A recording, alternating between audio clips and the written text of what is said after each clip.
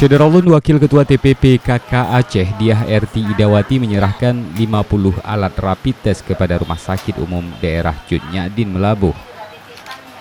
Bantuan tersebut diterima langsung oleh Direktur RSUD Cut Nyadin Melabuh, Muhammad Furkansyah yang berlangsung di rumah sakit setempat.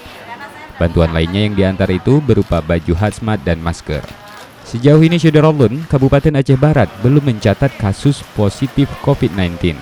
Namun, pihak rumah sakit atau pemerintah setempat tetap menyiapkan diri dengan menyediakan tim medis dan ruangan khusus. Dan ini juga titipan peralatan kesehatan ini, baju hazmat dari Dinas Kesehatan, maupun juga itu titipan masker medis dari Pak PLT Gubernur.